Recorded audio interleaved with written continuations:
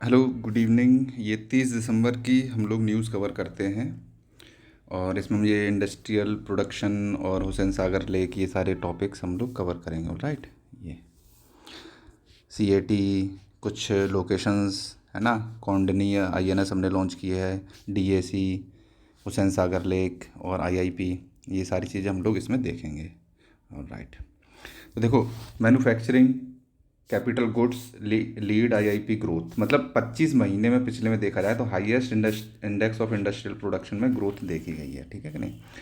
तो ये index of industrial production होता क्या है, इसको एनएसओ कंपाइल करता है, मंथली पब्लिश किया जाता है इसको। और एनएसओ आता है मॉस्पी के अंदर, ministry of statistical programme implementation. NSO की फुल फॉर्म होती है नेशनल स्टैटिस्टिकल ऑफिस। इसका जो बेस ईयर होता है, ये जो चेक करते हैं बेस ईयर 2011-12 पे चेक किया जाता है, उसके बेसिस पे कितना इम्प्रूवमेंट हो रहा है, कितना प्रोडक्शन बढ़ रहा है। तो इसमें कई सारी इंडस्ट्रीज़ हैं, जिसमें मेन देखा जाता है कि 8 कोर इंडस्ट्रीज़ का वो देखा जाता है। ये डिक्रीजिंग ऑर्डर ऑफ वेट में मैंने लगाया हुआ है कि सबसे ज़्यादा वेटेज किसका रहता है कोर इंडस्ट्रीज़ के अंतर्गत। रिफाइनरी प्रोडक्ट्स के अंदर देखो 8 कोर इंडस्ट्रीज़ कौन कौन सी हैं, वो भी डायरेक्ट पूछ लेते हैं, है ना। तो रिफाइनरी प्रोडक्ट्स इसमें आते हैं, इलेक्ट्रिसिटी बिजली आती है, स्टील आती है, कोयला आता है, क्रूड ऑयल आता है। क्रूड ऑयल और रिफाइनरी प्रोडक्ट समझ रहे हो, इसी को रिफाइन करके इसके प्रोडक्ट्स बनाए जाते हैं। इसमें पेट्रोल आता है, डीजल आता है, कुछ वैक्स टाइप की चीज़ें आती हैं ना, और भी नेफ्ता वेफ्ता पता नहीं क्या क्या बनता है। नेचुरल गैस है, सीमेंट है, फर्टिलाइजर्स है, प्लस अदर इंडस्ट्री जिसमें कंस्ट्रक्शन भी आ जाएगा और पता नहीं क्या क्या और भी चीज़ आ जाती हैं। ठीक है कि नहीं, ट्रांसपोर्टेशन, ये सारी चीज़ें आ जाती हैं। तो इसका टोटल 40% शेयर है 8 कोर इंडस्ट्रीज़ का इंडेक्स ऑफ इंडस्ट्रियल प्रोडक्शन में। तो इसने यही बोला है, विद इन आईआईपी अगर देखा जाए तो मैन्युफैक्चरिंग आउटपुट ग्रोथ 25 महीने में बहुत ज़्यादा रही है। मैन्युफैक्चरिंग की देखी जाए तो 8% हो चुकी है, ओवरऑल 6.7% रही है। ठीक है कि नहीं। ये 2023 से अगर आप देखोगे तो 4 से नीचे गई और उसके बाद थोड़ी बढ़ती रही है, नीचे उतरी है, अब ये 6.68% नवंबर 2025 की देखी गई है ना। It's a good index of industrial production. ठीक है कि नहीं। और किसकी वजह से हुई है इसका भी दे रखा है, largely reflects the shift in festive calendar. तो नवंबर में अक्टूबर में फेस्टिवल सीजन्स रहता है, तो उसकी वजह से सेल्स वगैरह बढ़ती हैं, नया साल आ गया, क्रिसमस आ गया, तो उसकी वजह से ये देखा गया है ना। जब डिमांड बढ़ती है फेस्टिवल्स की वजह से तो जाहिर सी बात है प्रोडक्शन, मैन्युफैक्चरिंग, ये सारी चीज़ें भी इंक्रीज़ होती हैं। तो बस ये इंडेक्स ऑफ इंडस्ट्रियल प्रोडक्शन के बारे में इतनी सारी चीज़ें पता होनी चाहिए एटलीस्ट, कि इसको मंथली कंपाइल करते हैं, एनएसओ पब्लिश करता है, 8 कोर इंडस्ट्रीज़ कौन सी हैं, इतना पता होना चाहिए। बाकी का आई डोंट थिंक कि इसमें बहुत ज़्यादा कुछ पूछा जा सकता है। ये सेम है, ये इंडियन एक्सप्रेस का है, द हिंदू का है। नेक्स्ट हम देख लेते हैं हुसैन सागर लेक। देखो ये हर बार आए दिन न्यूज़ में रहती है, ये हैदराबाद सिकंदराबाद को जोड़ती है, इसको थोड़ा सा हम देख लेते हैं। हुसैन सागर लेक ये लार्जेस्ट मैन मेड लेक है एशिया की, है ना। 1562 में इसको बनाया गया था इब्राहिम कुली कुतुब शाह ने। राइट, एशिया की लार्जेस्ट मैन मेड लेक है ना। हार्ट शेप की है, दिल के आकार की है ये। थोड़ा पेन चेंज कर लूँ। राइट, सेंटर में इसके में देखा जाए तो एक बहुत बड़ा बुद्धा का स्टैचू है, वो मैं लास्ट में भी दिखाऊंगा आपको। और ये कनेक्ट करती है हैदराबाद एंड सिकंदराबाद शहर को। तो हैदराबाद में और भी, हैदराबाद कह रहा हूँ, तेलंगाना में और भी लेक हैं, जिसमें है उस्मान सागर, हिमायत सागर। ठीक है, तो 3 लेक हो गए, ये मेन लेक हैं और आसपास ही हैं ये तीनों लेक। आई होप कि इतना आपको समझ में आया होगा कि लार्जेस्ट एशिया की मैन मेड लेक है ये। इब्राहिम कुली कुतुब शाह ने इसको बनवाया है ना। और हार्ट के शेप की है, लार्जेस्ट बुद्धा, लार्जेस्ट नहीं कहेंगे, सेंटर में बुद्धा का स्टैचू है। राइट, नेक्स्ट देखेंगे डिफेंस एक्विजिशन काउंसिल। इसके बारे में थोड़ा जान लेते हैं कि इन्होंने 79,000 करोड़ रुपीज़ का परचेज वर्थ को नोट दे दिया है। मतलब नोट का मतलब होता है हामी भर दिए कि हाँ जी खरीद लो। ठीक है, तो डीएससी के बारे में जानते हैं। इसका चेयरमैन कौन होता है, minister of defence Rajnath Singh है, तो वो इसके चेयरपर्सन रहेंगे। और ये हाईएस्ट डिसीजन मेकिंग बॉडी होती है डिफेंस एक्विजिशन के मामले में। जितनी भी हमारी तीनों सर्विस हैं, चाहे नेवी हो, चाहे एयरफोर्स हो, चाहे आर्मी हो, ठीक है कि नहीं, तीनों सर्विसेज में अगर कुछ भी परचेज़ करना है हमें, गोलियां खरीदनी है, हवाई जहाज़ खरीदने हैं, सबमराइन्स खरीदनी है, तो ये डिफेंस एक्विजिशन काउंसिल ही इसकी नोट देती है, परचेज़ कर लो कि नहीं करो, चाहे विदेश से करना हो चाहे इंडिया से करना हो, इसी की मर्जी से सारे पत्ते हिलते हैं। इसको कब क्रिएट किया गया था, कारगिल वॉर के टाइम पे हमारे यहाँ बड़ी दिक्कत आ रही थी क्लियरेंस लेने में कि कौन कहाँ से ख़रीदना है, कौन क्लियरेंस दे, तो उसके बाद ही इसको इस्टेब्लिश कर दिया गया था 2001 में। ठीक है। It is not a statutory body. Statutory body मैंने बताया था ये स्टेट लेजिस्लेटिव असेंबली या पार्लियामेंट के एक्ट से नहीं बनी है, ठीक है कि नहीं। इसको बनाया गया है एक एग्जीक्यूटिव ऑर्डर को पास करके by the government of India. तो ये एग्जीक्यूटिव बॉडी है, alright. It is not a statutory body, इतना याद रखना इसको। तो इसमें ये दे रखा है डिफेंस मिनिस्ट्री के ने देखा जाए तो डीएसी ने अप्रूव कर दिया है कि लॉयटेयर म्यूनिशन सिस्टम्स जो हवा में तैरते रहते हैं, और low level light weight radar इन्होंने किए हैं, लॉन्ग रेंज रॉकेट एम्यूनिशंस, है ना, लॉन्ग रेंज में तोप तलवारें और ये सब ड्रोन वगैरह, मतलब बहुत सारी चीज़ें की हैं, ये नहीं पूछा जाएगा। ऑलराइट। टग्स, बोलार्ड टग्स, टग होती है मतलब जैसे पानी के अंदर खींचने वाली, नावों को खींचने वाले। High frequency software defined radios, है ना, ये सारी चीज़ें करी हैं, but it doesn't matter. But yes, DAC पूछा जा सकता है, डिफेंस एक्विजिशन काउंसिल, इसके बारे में ये सारी चीज़ें आपको पता होनी चाहिए। ऑलराइट, नेक्स्ट आते हैं। देखो जितनी भी चांदीपुर, हाँ ये इंटीग्रेटेड टेस्ट रेंज है चांदीपुर। चांदीपुर जो बीच पड़ता है ये उड़ीसा में पड़ता है, ऑलराइट। ये एक ऐसा बीच है जैसे अगर ये हम ओशियन बना लेते हैं तो समझ रहे हो, ये इसकी वेव्स शाम को तो यहाँ तक पहुँच जाती हैं, नहीं समझे, तो इतना 50 किलोमीटर दूर तक का एरिया समुद्र से बाहर आ जाता है, और उसके बाद रात में फिर मतलब दिन में फिर ये समुद्र में डूब जाता है। तो डे और नाइट में ये जो बीच है वो पानी में डूबता रहता है और बाहर आता रहता है, ठीक है कि नहीं। तो ये चांदीपुर बीच बहुत इंपॉर्टेंट है। इसी चांदीपुर बीच पे अगर आप देखोगे तो मिसाइल के टेस्ट होते रहते हैं। मिसाइल के टेस्ट ज़्यादातर या राजस्थान में हो रहे होंगे या फिर ये उड़ीसा के इंटीग्रेटेड टेस्ट रेंज है यहाँ पे चांदीपुर में, यहाँ पे हो रहे होंगे। क्लियर है, ये बहुत ही इंपॉर्टेंट न्यूज़ है। नेक्स्ट हम देख लेते हैं। आज देखो इस तरह का बुद्धा स्टैचू है, ऑलराइट, सेंटर में है हुसैन सागर लेक के। नेक्स्ट हम देख लेते हैं यूनियन गवर्नमेंट ने देखो फरवरी में बोला है कि हम मेगा एआई समिट करेंगे। एआई इम्पैक्ट समिट 2026 फरवरी में की जाएगी। देखो इसकी न्यूज़ उस टाइम पे बहुत ज़्यादा न्यूज़ में रहेगा, तो देखो अभी से हम इसको पढ़ ले रहे हैं तो आगे फिर पढ़ेंगे तो हमें फिर से रिवाइज हो जाएगा। तो उन्होंने बोला है कि एआई इम्पैक्ट समिट करनी है कंपेरेबल टू G20 समिट। जितना बड़ा हमने 2023 में G20 समिट किया था, ऑल ओवर इंडिया का इवेंट उसको बना दिया था, इसी की तर्ज पे हमें इसको बनाना है। बहुत ही मेगा इवेंट करना है ना। G20 की आउटलाइन पर बनाना है, प्लस जो ब्लेचली पार्क में हुई थी AI safety summit, AI safety summit, ठीक है कि नहीं, ये ब्लेचली पार्क में हुई थी, ये यूके में पड़ता है, ठीक है। हमारा इंडिया को उसमें पार्टिसिपेट किया था, इसको मैं लिख नहीं रहा, इसको देख लेना। ऑलराइट, इंडिया को इनवाइट किया था, इंडिया ने पार्टिसिपेट किया था, फिर इधर उधर गई, है ना, सियोल में हुई, फिर उसके बाद इसी की तर्ज पे हम अपना एआई इम्पैक्ट समिट करने वाले हैं 2026 में।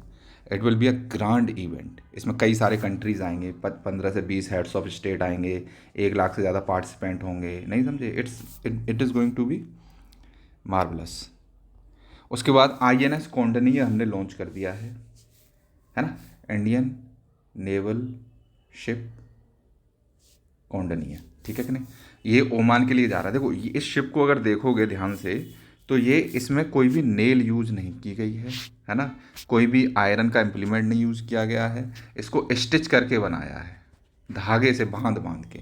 ये गुप्ता पीरियड की टेक्नोलॉजी पे बेस्ड है। तो कुछ लोगों का ये मानना था कि हम इस टेक्नोलॉजी के बारे में किताबों में पढ़ते रहते हैं, क्यों ना इसको हकीकत में बना दिया जाए कि हमारे पूर्वज आज से 1500, 1600, 1700 साल पहले किस तरह की शिप बनाते थे। तो उन्होंने इसका बेड़ा उठाया और ये शिप बना के तैयार कर दी, और ये तैर के जा रही है, और ये कहाँ पर जाएगी, सीधे मस्कट ओमान में।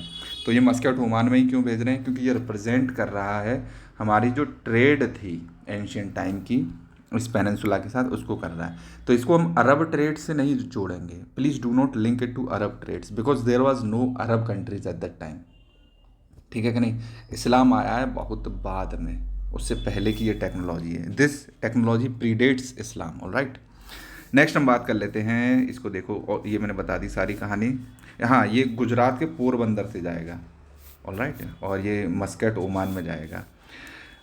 वाइस एडमिरल ने इसको फ्लैग किया है, इसकी हम कहानी नहीं सुनते। फर्दर इन्फॉर्म्ड ये have been constructed using traditional stitched ship building technique. Stitch समझते हो ना, गांठ बांध देना इस तरह से।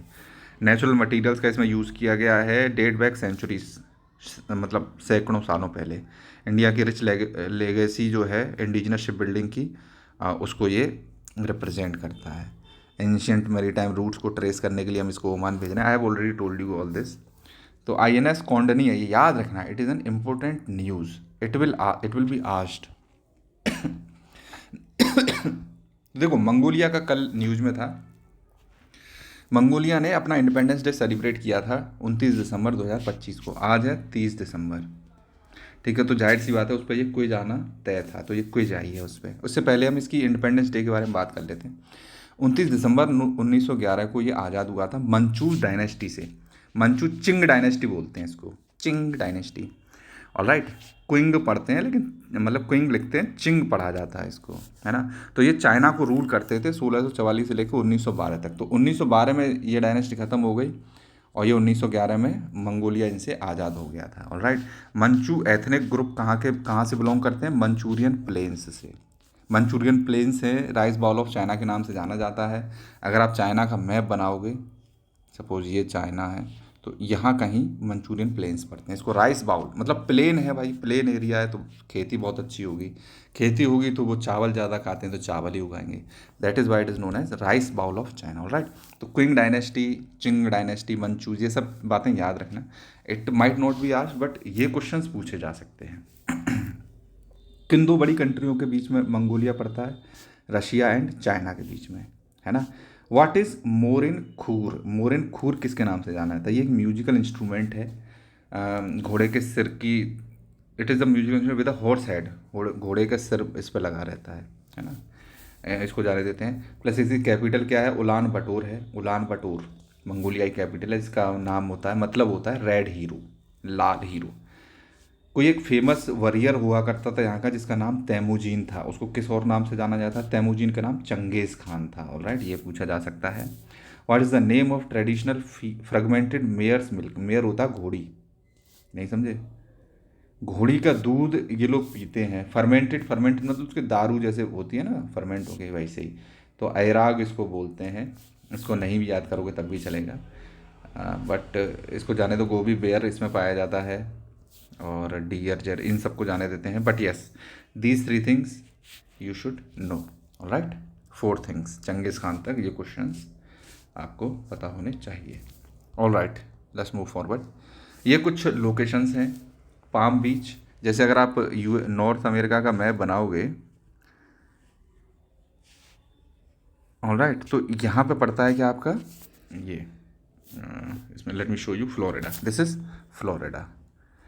इसमें ही पाम बीच होगा, कहीं एक बीच है वो पाम बीच इसमें न्यूज़ में है।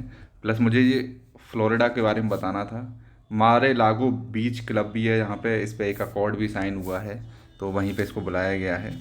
हुआ है, नहीं हुआ था पहले, सीज फायर एग्रीमेंट, ये सारी बातें चलती रहती हैं। तो ये पाम बीच याद रखना। दे कैन आस्क किस कंट्री में है, तो ये USA में पड़ता है। Right, USA। यहाँ पे ये है मैक्सिको, ठीक है। और ये है तुम्हारा रियो ग्रैंडे रिवर जो इसको डिवाइड करती है, और ये है 49 डिग्री पैरेलल जो कनाडा और USA के बीच में वो करता है ना। I will continue after 5 minutes, I am going to receive a call. Alright, ये है कनाडा। ऑलराइट, नेक्स्ट आ जाते हैं यंगून। आपको याद होगा कि 1857 की क्रांति हुई थी, तो मोहम्मद शाह जफ़र को हमने, एक सेकंड रुकना, मोहम्मद शाह जफ़र को हमने रंगून भेज दिया था। हमने इन द सेंस अंग्रेज़ों ने, ठीक है कि नहीं। तो वहीं पे जाके उसकी डेथ हुई थी। तो रंगून हो गया, यंगून हो गया, ये सब कहाँ पढ़ेंगे? म्यांमार में ही पढ़ेंगे। म्यांमार का पुराना नाम मैं बता देता हूँ, बर्मा था, ठीक है कि नहीं। नेक्स्ट हम चले जाते हैं सियोल। सियोल आपको पता है ये कैपिटल किसकी है? साउथ कोरिया की, ठीक है कि नहीं। तो नॉर्थ कोरिया ने टेस्ट कर दिया है इस मिसाइल को कि ये सियोल की कैपिटल के आसपास है। तो 2 strategic long range cruise missiles, देखो 2 तरह की मिसाइल होती हैं। एक बैलिस्टिक मिसाइल, जैसे ये ज़मीन है तो बैलिस्टिक मिसाइल जाएगी ऐसे करके जाएगी और ऐसे करके गिर पड़ेगी। क्रूज मिसाइल है ना, ये बैलिस्टिक है। क्रूज मिसाइल ऐसे जाएगी और नीचे ही नीचे जाएगी और यहाँ पे आके मार डालेगी, नहीं समझे। तो ये क्रूज मिसाइल है। ऑलराइट, तो ये रडार में आ जाती है, ये रडार में नहीं आती है, ठीक है कि नहीं। तो और ये ऑब्स्टिकल्स नहीं आएंगे इसके रास्ते में कि पहाड़ आ जाए, दीवार आ जाए या कोई बड़ी बिल्डिंग आ जाए, बट इसके बीच में बिल्डिंग्स आने का और उस सबका खतरा बना रहता है। तो लॉन्ग रेंज क्रूज मिसाइल्स इसने टेस्ट फायर की हैं, तो ये चीज़ याद रखना। मतलब सियोल को याद रखना, basically it is the capital of south Korea. Next हम बात कर लेते हैं क्रूड ऑयल प्राइसेस में मतलब कमी आई है इंटरनेशनल मार्केट में, और इंडिया का ऑयल इंपोर्ट्स बढ़ गया है 2.4% और हमारा बिल कम हो गया है 12%। नहीं समझे, इंपोर्ट बिल। लेकिन इसका ये मतलब नहीं है कि जो पेट्रोल और डीजल के पैसे हैं उनमें कमी आ गई है, ऐसा नहीं हुआ है, नहीं समझे। इंडिया को फ़ायदा हुआ है 12% इम्पोर्ट बिल का। इंटरनेशनल क्रूड ऑयल के दाम गिर चुके हैं, इंपोर्ट हमारा सर्ज हुआ, ये सारी चीज़ें हुई हैं, बट हमारे पैसे कम नहीं हुए हैं। ऑलराइट, इसको हम थोड़ा सा समझ लेते हैं। अगर ऑयल के इंपोर्ट्स की वैल्यू की बात करेंगे, पहले 8 महीने में ही हमने जो है $80 बिलियन का परचेज़ कर लिया है। अगर पिछले साल के मुकाबले देखें तो पिछले साल हमने $91.9 बिलियन का किया था। तो इस तरह से टोटल हमको $12 बिलियन का लगभग फ़ायदा हो गया है, ठीक है कि नहीं। 2.4% का इंक्रीज़ भी देखने को मिला है, और मिनिस्ट्री ये लोग एक्विजिशन करते हैं। इंपोर्ट बिल में कमी क्यों नहीं आई है, इसका एक रीज़न है कि 2010 से लेके 2014 के बीच में कांग्रेस ने वो ऑयल बॉन्ड्स इशू किए थे 50,000 करोड़ के, नहीं समझे। ये क्या होते हैं, ये लॉन्ग टर्म बॉन्ड होते हैं, लॉन्ग टर्म 20 साल तक ऐसे इनकी मैच्योरिटी रहती है। 20 साल तक क्या करना पड़ेगा कि सरकार को इसमें ब्याज देनी पड़ती है, इंटरेस्ट, ठीक है। तो उसको पे कर रहे हैं, तो ऑयल के प्राइसेस को ये कम नहीं करते भाई। 100 रुपये के लगभग पेट्रोल डीजल अभी तक चल ही रहा है, तो let it be there, people can afford it, people are happy. हाँ, बढ़ा नहीं रहे हैं, it is a good thing. और प्लस फ्री की चीज़ें भी बहुत देनी पड़ती हैं, तो उसकी वजह से भी ऑयल के दामों में कम नहीं आ रहा है। प्लस ये सर्ज क्यों हुआ है, जब हमारी डिमांड नहीं बढ़ रही है, सर्ज क्यों हो रहा है। तो देखो, डिमांड तो थोड़ी बहुत बढ़ी रही है, more and more people are buying vehicles, plus we want our strategic reserves also. मैंने आपको बताया था कि 2 जगह पे है हमारे, एक है आंध्र प्रदेश में और 2 हैं हमारे कर्नाटक में, ठीक है कि नहीं। ये बता देना आप कहाँ कहाँ पे है। न्यू मैंगलोर में बता देता हूँ, कर्नाटक में मैंगलोर है, और आंध्र प्रदेश में भी location, I don't remember the names, but yes I can recognise them if they are asked, because मैंने कुछ दिन पहले न्यूज़ में ये कवर किया था।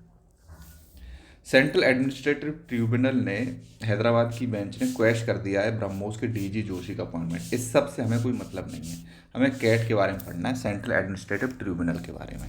ऑलराइट, ये ओरिजिनल कॉन्स्टिट्यूशन में इसका कोई जिक्र नहीं था। 1985 में इसको स्टेब्लिश किया गया था, पार्लियामेंट ने एक लॉ ला के, administrative tribunals act 1985 under article 323A, ये पड़ता है पार्ट 14 ऑफ द कॉन्स्टिट्यूशन में। ऑलराइट, इसके अंतर्गत हमने एडमिनिस्ट्रेटिव ट्रिब्यूनल्स हमने इस्टेब्लिश कर दिए थे। एडमिनिस्ट्रेटिव ट्रिब्यूनल्स हैं, ये सेंट्रल गवर्नमेंट के लिए हो सकते हैं, ये स्टेट के लिए भी, दोनों के लिए अलग अलग से इस्टेब्लिश किए जा सकते हैं। याद रखना, administrative tribunals can only be established by parliament, ठीक है कि नहीं। State legislative assemblies can not establish central और स्टेट लेजिस्लेटिव ट्रिब्यूनल्स। कोई सा भी ट्रिब्यूनल एडमिनिस्ट्रेशन पर्पज से होगा तो स्टेट गवर्नमेंट्स की असेंबलीज उसको इस्टेब्लिश नहीं कर सकती हैं। Remember this fact, only on parliament can do that under article 323A। Alright, central administrative tribunal it is headed by a जज ऑफ हाई कोर्ट या फिर chief justice of high court, या तो चीफ जस्टिस हाई कोर्ट का किसी का chief justice होगा retired, या फिर जज ऑफ हाई कोर्ट होगा, वो इसको हेड कर सकते हैं। It is a statutory body, क्यों, क्योंकि ये इस एक्ट के थ्रू बनी है। जो भी बॉडी एक्ट से बनती है स्टैट्यूटरी बॉडी होती है। आर्टिकल 323A तो ये हो गया, और बी में दे रखे हैं अदर ट्रिब्यूनल, चाहे जैसे फॉरेन ट्रिब्यूनल हो, फॉरेन लोगों का देखते हैं, प्लस तुम्हारा इनकम टैक्स के ट्रिब्यूनल्स हो गए, ये इस एक्ट के इस आर्टिकल के अंतर्गत इस्टेब्लिश किए जाते हैं। ऑलराइट, इनको पार्लियामेंट भी कर सकती है, स्टेट लेजिस्लेटिव असेंबली दोनों कर सकती हैं, याद रखना ये चीज़। लेकिन एडमिनिस्ट्रेटिव ट्रिब्यूनल चाहे सेंटर का हो चाहे स्टेट का हो, उसको पार्लियामेंट ही इस्टेब्लिश करेगी।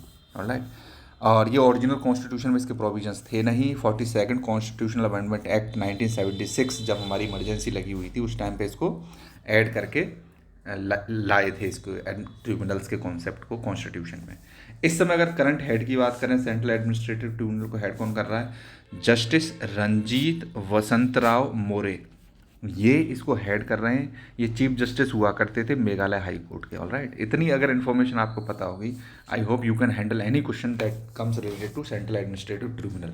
इसकी एक मेन ब्रांच है और इसकी कई सारी छोटी मोटी ब्रांचेस इधर उधर हैं। तो मेन ब्रांच कहाँ है वो आप कमेंट करके बता देना, है ना। मुझे एग्जैक्टली याद नहीं, I think it is in Delhi, है ना, क्योंकि वो कैपिटल है। और छोटी मोटी जैसे हैदराबाद में ब्रांच है और कई सारी ब्रांचेज हैं, वो भी आप कमेंट करके बता सकते हैं। That's fine, but remember this, जो भी चीज़ें मैंने बताई हैं इसको दोबारा से बैक में जाके सुन लेना, इट इज़ इम्पोर्टेंट।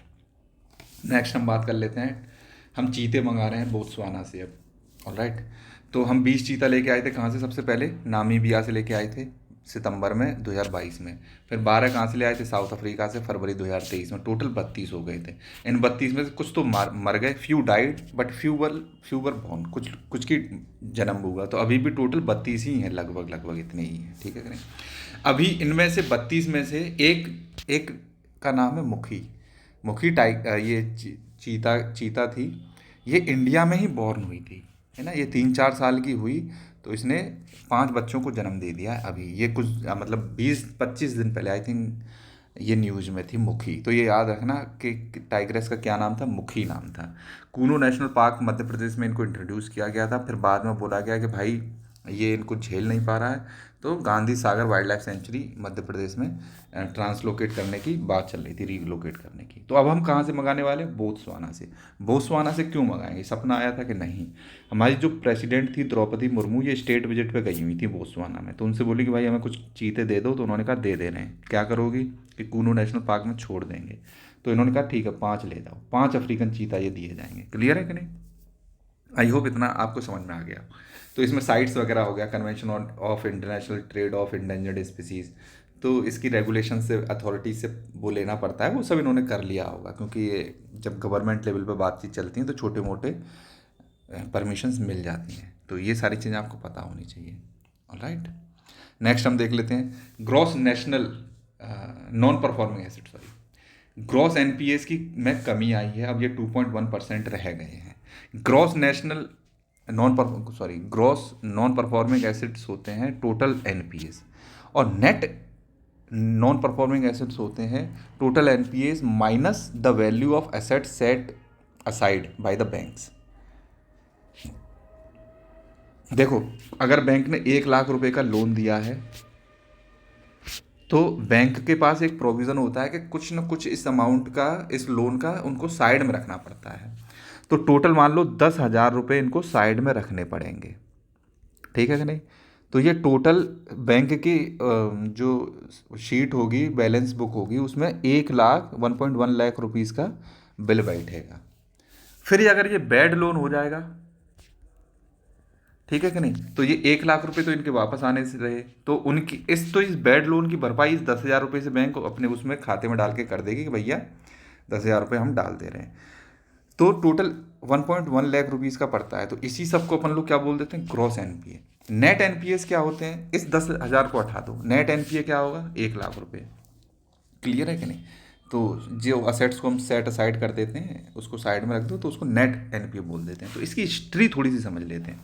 2010 में देखोगे आप 2.2% थे एनपीएस। जितना भी लोन दिया था वो इंडिया की सारी पब्लिक प्राइवेट सारी बैंकों ने मिलके, तो उसमें 2.2% लोन क्या थे? नॉन परफॉर्मिंग एसेट्स थे, मतलब वो गड्ढे में जा चुके थे। फिर थोड़ा सा बढ़ा 11-12 में, फिर बढ़ा, फिर आगे मोदी जी, ठीक है। उसके बाद एनपीएस तुम देखोगे सीधे सीधे 11.2% पहुंच गए थे 2017-18 में। आप बोलोगे यार मोदी के चक्कर में आके तो बहुत ज़्यादा बैड लोन्स हो गए, तो ऐसा नहीं हुआ था। जनरली यहाँ पे क्या हो रहा था कि विंडो ड्रेसिंग कर दी जा रही थी लोन की।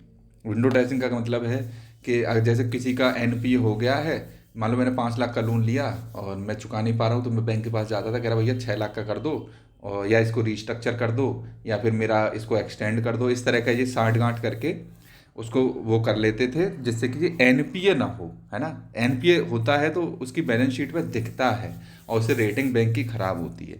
तो यही सब सारे के बारे ये लोग करते रहते थे।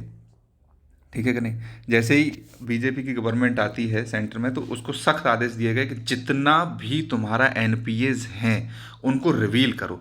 तो बैंक ने धीरे धीरे करके अपने एनपीएस को रिवील करना स्टार्ट, ये पुराने ही हैं, ये रिवील नहीं किए गए थे, तो इन्होंने यहाँ से रिवील करना स्टार्ट किया और 2017-18 तक आते आते ये पीक पे पहुँच गए थे 11.2%। समझ रहे हो तुम?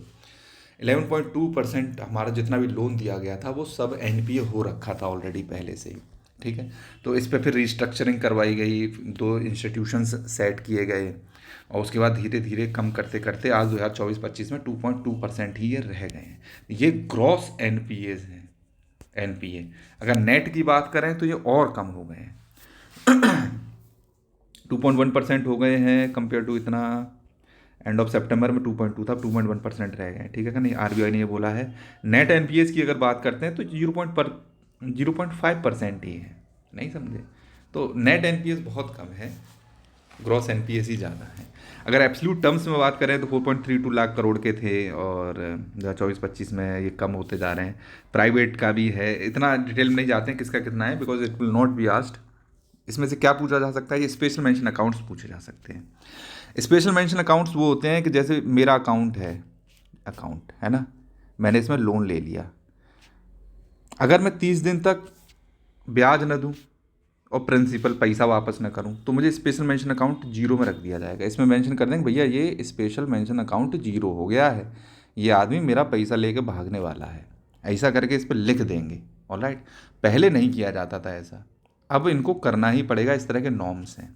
ऑलराइट, 30 दिन से कम हो तब की बात है। अगर 30 दिन से 60 दिन, 31 से 60 दिन तक का हो जाएगा तो मेरे में स्पेशल मेंशन अकाउंट 1 लिख दिया जाएगा। बोले अभी यार अब तो और ख़तरनाक आदमी हो गया है ये, अब तो ये बिल्कुल ही नहीं देने वाला है। तो ऐसे ही ऐसे में 2 किस पे लिख देते हैं, 61 से 90 दिन तक इंटरेस्ट, याद रखना, इंटरेस्ट या फिर और लिखा हुआ है, या फिर प्रिंसिपल। अगर कोई आदमी है, जैसे मैं हूँ, मैंने लोन ले रखा है, 30 दिन में मैंने अपनी ब्याज पे कर दी, तो मेरे अकाउंट के सामने ये नहीं लिखा जाएगा ऐसे में जीरो, नहीं समझे। अगर मैंने प्रिंसिपल पे कर दिया तब भी नहीं लिखा जाएगा, है ना। अगर मैंने दोनों ही नहीं पे किए हैं तो लिख दिया जाएगा। क्लियर है कि नहीं। तो 60 से 90 दिन तक के लिए ऐसे में 2, और अगर 90 दिन से ज़्यादा हो जाएगा तो इसको नॉन परफॉर्मिंग एसेट डिक्लेयर कर दिया जाता है। उसके बाद इसकी अलग प्रक्रिया होती है। ऑलराइट, तो आई होप ये आपको कॉन्सेप्ट समझ में आ गया होगा एनपीएस का। नेक्स्ट हम बात कर, अच्छा ये बुद्धा जी का स्टैचू मैंने बता दिया हुसैन सागर लेक में, और ये लेक्स की मैंने लोकेशन बताई थी, ये हैं तीनों लेक, उस्मान सागर, हुसैन सागर, हिमायत सागर। ठीक है कि नहीं। ये कोलेरू लेक है आंध्र प्रदेश में, फ्रेश वाटर लेक है ये। चिल्का लेक मैंने आपको बताया, अंशुपा लेक है। ये लेक पुलिकेट है। अंशुपा और चिल्का तुम्हारे उड़ीसा में पड़ते हैं। ये मेन लेक्स का मैं नाम बता देता हूँ। ये भोजताल बहुत न्यूज़ में रहता है, तवा रिजर्वायर न्यूज़ में रहता है। ये Pichola lake, Pushkar lake, Sambhar lake, ये राजस्थान में है, ये न्यूज़ में रहती हैं, यू शुड नो दैम। देखो ये हमीरसार और शिव सागर लेक, शिव सागर कर्नाटक में है, हमीरसार लेक इसमें है, ये याद रखना, क्योंकि शिव सागर दे देंगे तुमको लगेगा ये सागर सागर, वैसा तो नहीं है। ऑलराइट, उस्मान सागर इनसे रिलेटेड तो नहीं है ये। तो शिव सागर कहाँ पे है, कर्नाटक में है। ठीक है, उसमें नहीं है। प्लस इधर की लेक हैं ये वेम्बनाड, अष्टमुड़ी, सष्टमकोटा, वीररापुजा, है ना, वेली लेक, ये सारी किसमें पड़ती हैं, इसमें पड़ती हैं। मिज़ोरम की एक लेक, ये मणिपुर की लेक है लोकटाक लेक, जिसमें फ्लोटिंग आइलैंड्स पाए जाते हैं, आइलैंड्स जिसको फोमडीज़ बोलते हैं, फोमडीज़, है ना। और इसी में फ्लोटिंग नेशनल पार्क भी है, उसका नाम मुझे एग्जैक्टली याद नहीं है, बट आई नो दैट इसमें डांसिंग डियर पाया जाता है। डांस नहीं करता वो, बेसिकली जैसे कहीं पर पैर रख रहा होता है तो वो ज़मीन धंसने लगती है, फिर वो उठा के दूसरी जगह रखता है, तो ऐसा लगता है कि ये डांस कर रहा है क्या। उमैयम लेक मेघालय में है, इम्पोर्टेंट है। दीपोरबिल असम में है, पता होनी चाहिए। कंवर लेक रामसर साइड, ये पता होनी चाहिए, बिहार में है। सॉरी, ये सारी लेक्स एटलीस्ट इतनी और इधर भी पोंगेंग सो लेक लद्दाख में है, इसमें लड़ाई होती रहती है। वुलर लेक जम्मू कश्मीर में है, डल लेक भी जम्मू कश्मीर में है। कांजी, कांजी लेक कहाँ है, ये पंजाब में है। कंजली, सॉरी, रेणुका लेक हिमाचल प्रदेश में है। और देवर लेक है राजस्थान में। सूरज ताल ये यहाँ पे है, सत्तल, भीमताल, रूपकुंड, ये सब यहाँ पे हैं। ऑलराइट, आई होप ये इतनी लेक्स थोड़ी बहुत आपको पता होंगी तो अच्छा रहेगा। Subscribe to my channel, like the video, है ना, share with your friends, it's fine.